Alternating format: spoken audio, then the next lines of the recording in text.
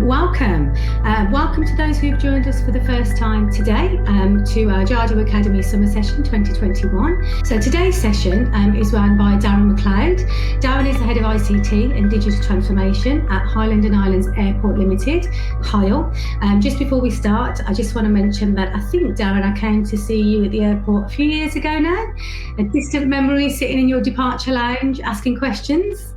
It was, yeah, and I think you might even appear in the slide later on. But yeah, absolutely.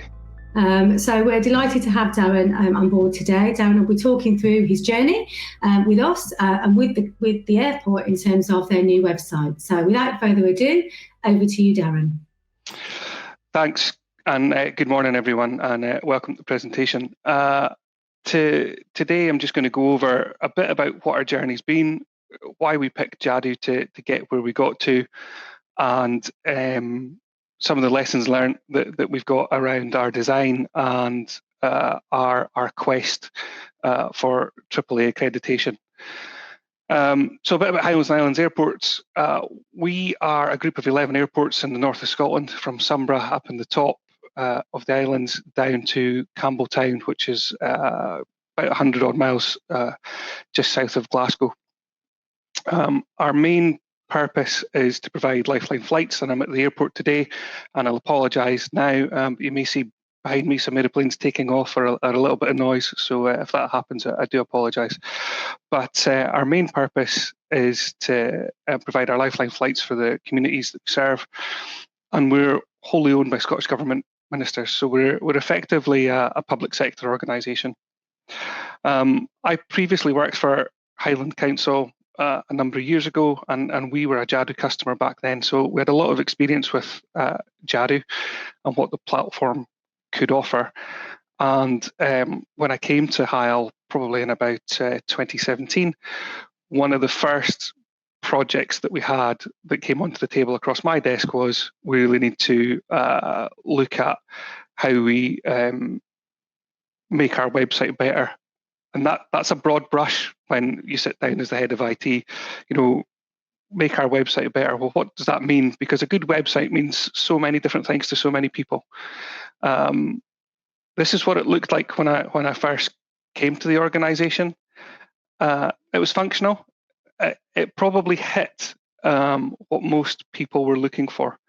It gave a bit about airport information, pointed you into directions about the group, and some real, I would almost say, misdirection on there, things around flights and holidays. We're an airport. We don't tend to sell flights and holidays. There's loads of travel agents do that. There's loads of airlines that sell their own. That's not really our bag. And when you look at that screen, the three things that are probably the most important there are what's at the airport. Flight information is absolutely critical, and car parking, which for those of you not in the know, that is how airports tend to make most of their money. That it's not done through passengers through the door or even aircraft landing and taking off. It's all about the car parking and what you spend while you're at the terminal when you go on your holidays or on your business trips, if we ever get back to doing those. So we sat there and looked at it and quite quickly realised that we had a work package of work to do to understand, well, what is our current website? What do we want it to be? Do we understand who our key users are? And one of the bits that really got to me was, I said earlier on, we're owned by Scottish ministers. We're also regulated by the CAA, which isn't surprising. And the CAA have got a specific indicator around whether an airport's good or not around accessibility. And for them, accessibility is very traditional in terms of signage at the airport, car parking slots, lowered curbs, all those types of physical world things.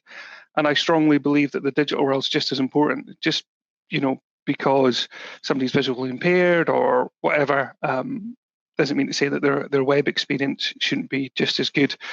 And there's that old adage, isn't there, that if the website gets AAA accreditation or whatever, it'll work well for everyone, not just people that are visually impaired or whatever. So one of the key outputs I wanted out of the project was that the website was accessible. And myself and my colleague, the head of communications, put a marker down very early that we wanted AAA accreditation. And that's probably the responsibility of a few extra pounds, some grey hair, and not enough sleep, and probably far too much coffee. Because if anybody on the call is thinking about getting AAA accreditation, think about the amount of work it'll take, would be my takeaway, and then double it. And we've had some excellent support from Jadu. We really have. That's why I was happy to come here and do the session today.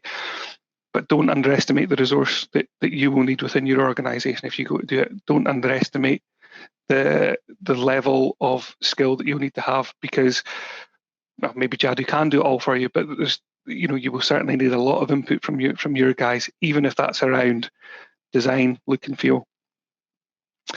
So step one for us was really just doing a bit of discovery work, and we let a work package out, and Jadu ran that work package to come and look at our website, see how we sat amongst our competitors. So for example, other airports, not just in the UK, but aviation's global. So where do we sit compared to the likes of maybe San Francisco or Avignor in Norway, or all these other organisations, and just have a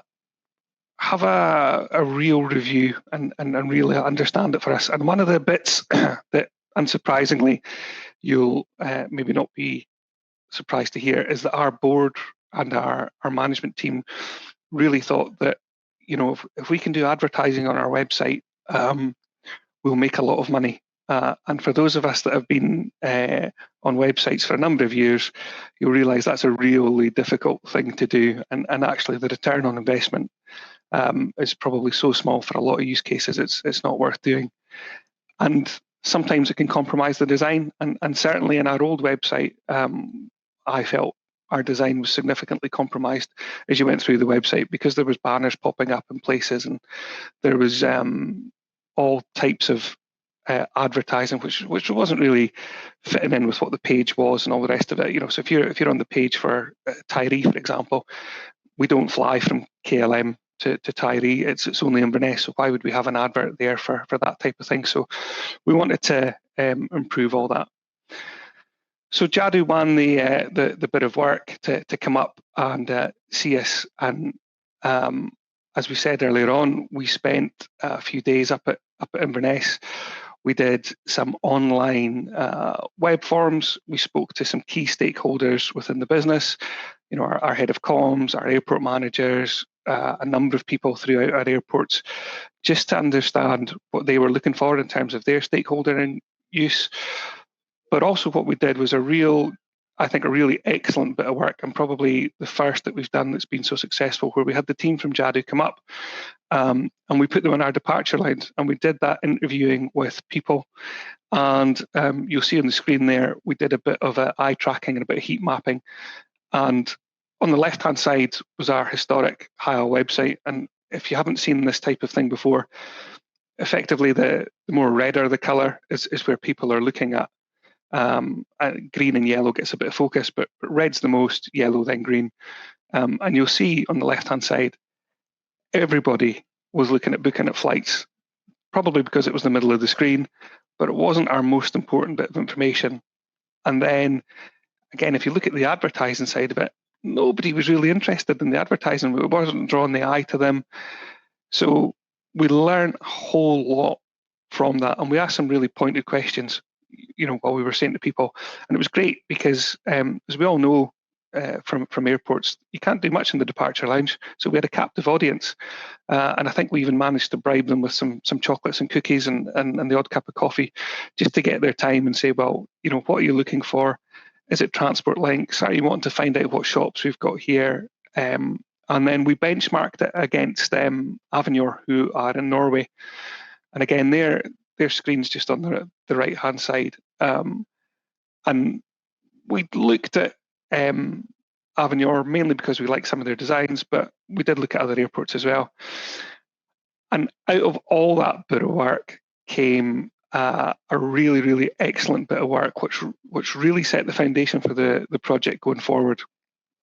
And that was personas, effectively, which is where Jadu basically built up some pictures and stories of who, I can just hear an aeroplane starting, so apologies, of who the airport users were and what they were looking for.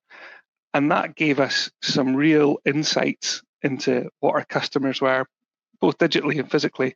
But the report really helped us dispel some myths. So advertising, we don't need it. We're not going to make any money from it, really. We don't want to do it. Car parking, absolutely. You know, people are always looking at where they can park the car at the airport. What to do in the local area, those types of things. So a bit more tourism.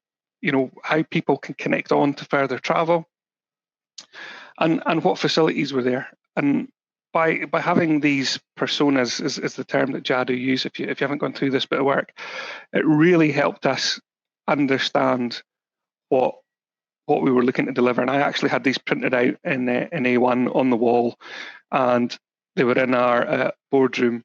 And every opportunity I got, we would speak to the senior management team, we would speak to managers and functional managers, and saying, this is what our customers are telling us. You know, this is real feedback from customers who are saying this is what we want from the web.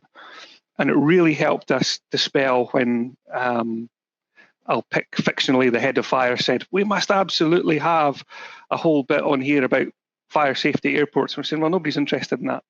You know, that's not what we're there. And if we have to have it from a compliance point of view, then we'll work out how we do it. Personas really, really helped us set the design going forward. And that's kind of what we ended up with. So a really nice design, I think. And for those of you that have seen Jadu before or some of the other Jadu websites, we are so fortunate in where we operate in our geographical area. We can get some wonderful imagery of our airports and our airfields and our local area. And what we really wanted to do was set up that imagery as the main anchor of the site. So we went through a whole design process of what the design look and felt, making sure our branding was good, making sure our colours were right, and then getting into the real detail of accessibility, because somebody in IT said accessibility should be three ticks, and that really gave us a lot of drive and a lot of motivation to do what we could do, to the point where we did a lot of work with Jadu on our colour palette to make sure that we got high levels of contrast, to make sure that all our links were accessible. And we appointed a third-party consultancy, a company called the Digital Accessibility Centre, and we got them in early. We got these guys in at the design phase, so that as we were going through the templating of the design and all the rest of it, we were able to get their view and get their early feedback around colour palette choices, where things appeared, you know, whether news appeared on the left, whether it appeared on the right. And all these things do make such a subtle difference for people that use additional tools and additional screen readers and things like that. And we really went through a whole iterative process of making sure that we got the information we needed from the Digital Accessibility Centre, fed it back to our own team to see what we could do to make coding changes or tweak the platform with custom code, or going back to Jadu and saying, look, we just need your help, because, you know, this is an issue or that's an issue. And we were able to work in partnership through it, and that was a real strong thing for us. We were, you know, we have a good relationship with Jadu, and that allowed us to have some open conversations where we're saying, we both signed up to this at the beginning saying we want AAA accreditation as a website. How can you help us do that? And the guys really responded well, and I've got my thanks for that, to get us to the point where we're going to retest the website in a couple of weeks, and hopefully get that AAA accreditation that we're going for. And then what we'd like to do is go back to the CAA, and having got AAA accreditation, say to the CAA, you should be forcing other airports to look at digital accessibility, not just physical accessibility. And we want to get to that space.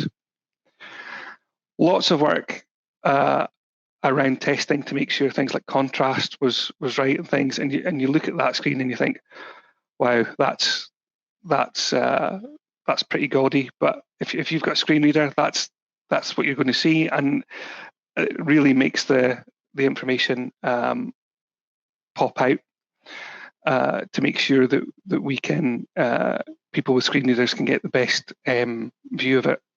I can see there's a couple of questions coming up.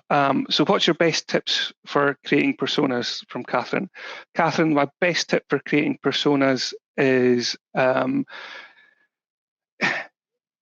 and get the most rounded view that you can. Try and make sure that you get a broad spectrum of customer engagement at all levels, whether that's internally throughout the organisation. We spoke to security agents who have a view, customer service agents who have a view, airport fire guys who have a view, as well as our customers who may be business travels, leisure travel. And as I said earlier on, Lifeline flights, a lot of what we do are moving people between hospitals on the mainland and islands. Again, as much breadth and depth as you can, and having a bit of consultancy from Jadu or somebody who's done it before really helps, because they know all the tips and tricks. They know the right questions to ask, and it's about asking open questions rather than, do you think this is good? Yes or no. It's more around, how do you feel? What do you think? So that would be my biggest tips around how you can create those personas, and not to be constrained. We went in thinking probably there was maybe 2 or 3 types of customers or personas. There wasn't. I think there was about 6 in total by the time you're talking business travellers, people travelling on their own, hospital travellers, people with families, etc. It gets quite big quite quickly. I've got another question from Deb. How did you approach PDF documents to meet accessibility? Yes, good question. So what we've done where we've had a PDF document is we've created a page effectively where we've tried to put as much information around that document in there to give a good narrative description of what the document contains and the key bits that are in place for that. We are using some loopholes, to be honest, to say that some of the PDFs just are never going to meet accessibility standards. But as long as you've got that in your accessibility statement, that's allowed. And the bit that we got from the Digital Accessibility Centre was they've got a really pragmatic approach. They know that a lot of organisations have PDFs that are 5-10 years old or whatever before accessibility really grew as much as it has. So as long as it's covered off in your accessibility statement, you'll be fine. If you can try and give a page or give as much descriptive information around what the PDF is, so people can make the decision of whether they want to open it, use it, or request it in a different format, because again, as I said, we're a public sector organisation, and like most organisations, we'll have to do that under Disability Discrimination Act or whatever. So it's about giving them the information. What we tend to find working with DAC is that although people have screen readers and adaptive tools for websites, they have it for PDFs and things like that as well, although there's a lot less metadata for them to work at. So it might be a case that they have to make it a bigger picture or whatever. But that's one of the key things that we can do. But what that helps us do, again, going back to our overall plan and our overall strategy, we decided earlier on that PDFs probably weren't the way for us going forward, unless it was something big and chunky, like our department reports or our overall company reports, which are sort of 50, 60 pages, then absolutely, then we'll have to keep doing those in PDF, for example. But what was interesting was we talked with DAC around maybe making them presentable in Word documents or things like that. Do they really need to be a PDF? And we really challenged ourselves, because one of the things that we do see when we get things coming in through saying, can we get a different format, is a lot of people will just take it in Word because their screen readers can read it and pick it up more. But PDFs have been a challenge, and we're looking to slowly get them reduced as much as we can. I've got another question from John. How did you tackle the language used in content to cater for cognitive disabilities? John, great question. Lots of content review and lots of plain English and lots of help and support. I can't remember the name of the tool. I was going to call it, Ambrina, maybe you can remember, is it Dickens or Wordsworth? It's a tool, it's a plate. I'll take it away. I'll ask one of my web guys. He was going to come on the call today, but there is a tool that you can use. It's free. You can write a paragraph and it will basically score it on plain English. And Hemingway, thank you, Catherine. Yes, Hemingway. That's the tool. We use that extensively to try and make sure that our language was as plain English as possible. And in aviation, there's loads of jargon. Loads and loads. There's loads of codes for things and all the rest of it, and we're terrible for using it. So to give you an example, Inverness Airport could be known as Inverness Airport. It can be known as Dalcross Airport as a colloquialism. It could be known as INV as a code, and it could be known as EGPE, I think, is another code. Strip all that out from anything when we're talking about it, especially anything that's going to be customer facing. Inverness Airport is Inverness Airport. Isle Airport is Isle Airport. Let's strip all these colloquialisms and things out. So lots and lots of work around taking out some of our historic content, just a lot of red pen. We don't need that. We're not going to put that information there. And a lot of rework through Hemingway. And what we did as well with the Digital Accessibility Centre was we asked them to sample our content and sample our pages. We said earlier on, we got them involved at the beginning of design. One of the things that they picked up was some of our content was a bit jargony, a bit technical in some respects.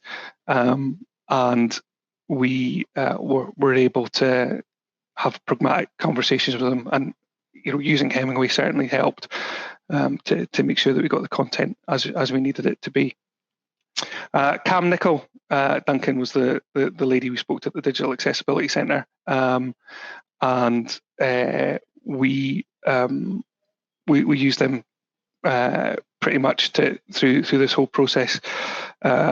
Hemingway, I see there, John. Absolutely, we've got getting Hemingway picked up in the business was a big bit of work. Where we were with our old website was very much a free for all, and you guys are all on the Jadu platform, so you know how you can write content and have it authored and all the rest of it. And that was a massive change for us. What we really want to do was empower our airports so that they could create their own content. But like probably a lot of managers, that if there's managers in the room, we want to be quite controlling because that's probably in our DNA, and we don't just want stuff going out there. So the ability to proofread, to make sure it's got plain English, etc. That was a great bonus for us, because the old platform just didn't do that. That was, you gave somebody a data page and any rubbish go up. So the ability to filter was good. And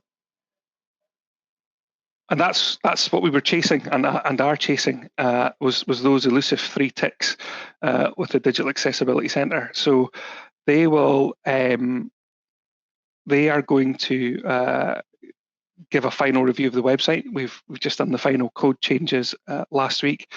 That'll happen over the next week, and then hopefully we'll be able to declare our 3 ticks, and we've got a little space in the design at the bottom just for that logo to go on there. It's been hugely anticipated, and I think we'll be the first AAA accredited website, definitely in the UK, possibly within Europe, to have that. So we're looking forward to getting there. It'll be a great achievement. I've got a question from Flo. How are you helping to support colleagues to make sure that your content continues to be accessible? Great question. What we did was we worked with the organisation. Our geography is quite big. We're the size of Belgium. We've got 11 different sites which allow people to update their content, and we invested in our people, and we did a day, effectively what we called web authoring course, which wasn't really so much the technicalities of the platform. It's as you guys know, Jadu is relatively easy to operate. It's pretty simple in its approach. It's not over complex. It's good. The real bit was speaking to people and saying, how do you write your content? So using tools like Hemingway, don't use jargon. And we created almost like a crib sheet of guidance, really, not do's and don'ts, but consider your audience, consider the why, what, where, when type questions to blend into your responses. And that sort of, we called it a day's web authoring. That course really helped people, but training the staff was the best way to do it, and it really helped educate people. We're very good, as I said earlier on, in the physical environment. People with lanyards that need additional needs or additional support. We're very good at, to use a bit of jargon, PRM, passengers with reduced mobility. That's the people you see in wheelchairs getting put through airports and things like that. And as soon as we started talking about the digital world to people, especially colleagues that are so used to assisting customers in the physical world, and saying, actually, we need to do a bit more. We need to make sure that our language is clear. We need to make sure that the pictures that we produce have alt text and things like that. You could just see the little light bulbs coming on as we were speaking to people, saying, yeah, we get it. And there was a real commitment from staff that they understood that they had to do a little bit more. And my last slide is to be continued. And the reason I put that last one up is it's a real iterative process. This one of the things that we're constantly aware of is, although we've given our staff training, we will have to keep almost guardianship around it, just to make sure that the content is maintained. We're going to go for an annual review, so just to pick up, maybe there's a change in the code, or we'll have done something, or whatever. But it's a real commitment from the organisation to say that we want to do this every year. We want to make sure that our digital content is as accessible as possible. So we'll keep doing it. And I see somebody, Ian's put up in the chat there, about a tool, HTML5-editor.net, to convert PDFs to HTML. That's great feedback for us. We'll look at doing that. We'll try and incorporate it if we can. But it's being involved in the Jadu Academy and these types of things where we can share learning, for us is really helpful, because we want the website to grow. We want it to be as accessible as possible to people. We want them to use it on their mobile device. And we've put a lot of time, effort, and commitment in it, and we got a lot of support from Jadu as well. So I'll end with my thanks to the team at Jadu for helping us get this far, and hopefully getting us our AAA accreditation by the end of August. Brilliant. Thank you, Darren. Amazing session. Thank you so much for sharing your experience with us. Just wanted to end by saying, working in partnership with HIAL, as you can see and hear from Darren's passion, your commitment to accessibility has been absolutely exceptional. And you can see that not just in the way you talk, but internally with staff, how you've approached this with staff, but your commitment to really actively listening to what your customers are asking for has just been an absolute pleasure to work with and see. So we're really excited to continue this journey with you, and we're everything's crossed for the accreditation, and we're looking forward to seeing what happens next. So thank you very much, Darren. Thanks very much, guys.